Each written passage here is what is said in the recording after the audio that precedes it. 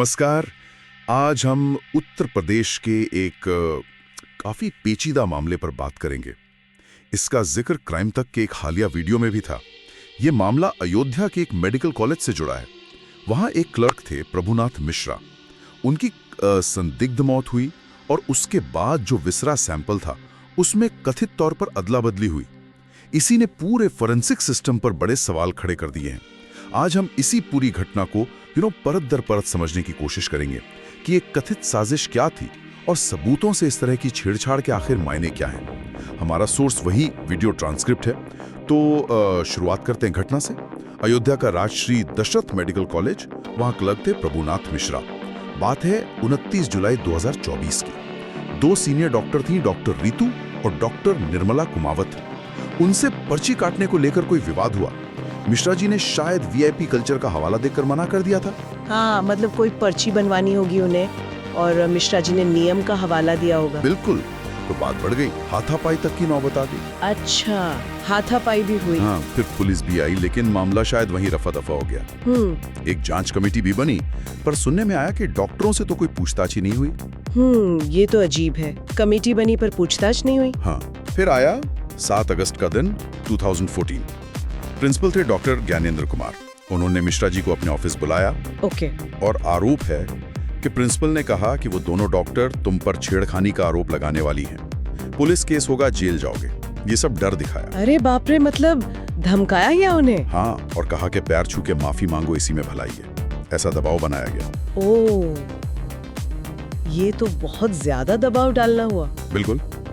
इसी अपमान और दबाव के बाद प्रभुनाथ मिश्रा घर गए और वहां जाकर उन्होंने जहर खा लिया। हे भगवान। परिवार को उन्होंने बताया भी कि मुझे प्रताड़ित किया जा रहा है, झूठे केस में फंसाने की धमकी मिल रही है। उन्हें फिर उसी मेडिकल कॉलेज में भर्ती कराया गया जहां वो काम करते थे। जहर का इलाज शुरू हुआ होगा फिर? हाँ, इलाज शुरू हुआ, लेकिन हालत बिगड़ती गई। तो अगले दिन 8 अगस्त को उन्हें लखनऊ रेफर कर दिया गया, राम मनोहर लोहिया अस्पताल। और वहाँ उसी दिन दोपहर करीब 2:30 बजे उनकी मौत हो गई। और यहीं से, जैसा आपने कहा, मामला और ज्यादा उलझता है। देखिए, नॉर्मल प्रोसेस क्या है? अगर जहर से मौत का शक है तो पोस्टमार्टम के बाद विसरा सुरक्षित रखा जाता है ना? हाँ। ताकि लैब में जांच हो सके कि कौन सा जहर था या था भी या नहीं। हाँ, बिल्कुल। तो सैंपल भेजा गया फोरेंसिक साइंस लेबोरेटरी यानी FSL लखनऊ। ठीक है। लेकिन असली मोड़ तब आया जब करीब 7-8 महीने बाद 27 मार्च 2025 को रिपोर्ट आई। 8 महीने बाद? इतनी देर? खैर, रिपोर्ट में क्या था? रिपोर्ट में जो था वो चौंकाने वाला था। उसमें लिखा था कि विसरा में कोई जहर पाया ही नहीं गया। क्या जहर नहीं मिला? लेकिन उन्होंने तो जहर खाया था, इलाज भी जहर का चल रहा था। अरे, ये तो बहुत ही अजीब बात है। तो परिवार ने क्या किया? उन्हें शक हुआ होगा। बिल्कुल शक हुआ। परिवार को लगा कि ये रिपोर्ट गलत है, जरूर सैंपल बदला गया है। वो लोग कोर्ट गए। उन्होंने मांग की कि विसरा सैंपल का DNA टेस्ट कराया जाए। किसके साथ? प्रभुनाथ मिश्रा के माता पिता के DNA के साथ, ताकि पता चले कि सैंपल उन्हीं का है या किसी और का। अच्छा, ये हो सकता है। हाँ, बिल्कुल। और कोर्ट ने आदेश भी दे दिया। सैंपल फिर भेजे गए CDFT हैदराबाद। वो तो DNA जांच के लिए जानी मानी लैब है। हाँ, देश की सबसे प्रतिष्ठित लैब्स में से एक है। तो फिर हैदराबाद से क्या रिपोर्ट आई? क्या सच सामने आया? हैदराबाद की रिपोर्ट ने सारे शक को एक तरह से यकीन में बदल दिया। रिपोर्ट ने साफ कर दिया कि जो विसरा सैंपल लखनऊ में जांचा गया था उसका DNA प्रभुनाथ मिश्रा के माता पिता के DNA से मैच नहीं करता। मतलब सीधा था, वो सैंपल प्रभुनाथ मिश्रा का था ही नहीं, किसी और का था। अविश्वसनीय। मतलब जानबूझकर सबूत बदला गया, किसी ने सैंपल ही बदल दिया। यही तो सबसे बड़ा सवाल और शक है। तो शक किस पर है? कौन कर सकता है ये? देखिए, शक की सुई तो सीधे सीधे प्रिंसिपल डॉक्टर ज्ञानेंद्र कुमार और उन दोनों महिला डॉक्टरों पर ही जा रही है।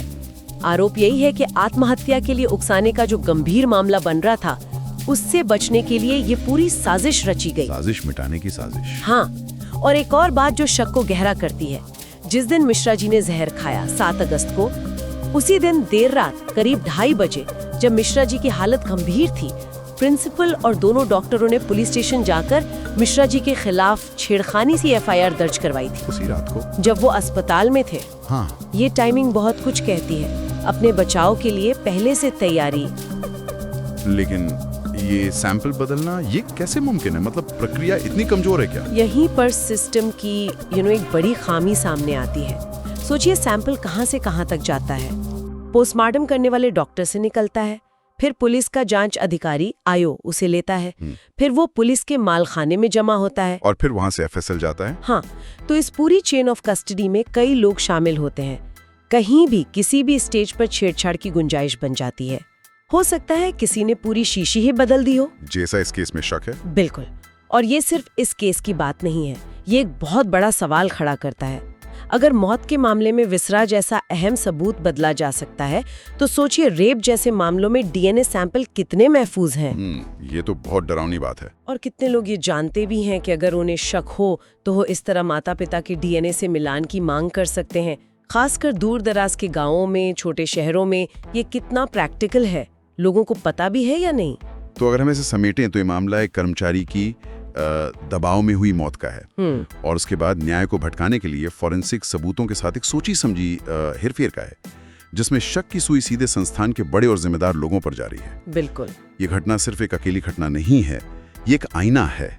ये दिखाती है कि फॉरेंसिक सबूत, जिन्हें हम न्याय का एक मजबूत आधार मानते हैं, वो कितने वल्नरेबल हो सकते हैं। कैसे पावरफुल लोग, सिस्टम में बैठे लोग न्याय की प्रक्रिया को मोड़ने की कोशिश कर सकते हैं।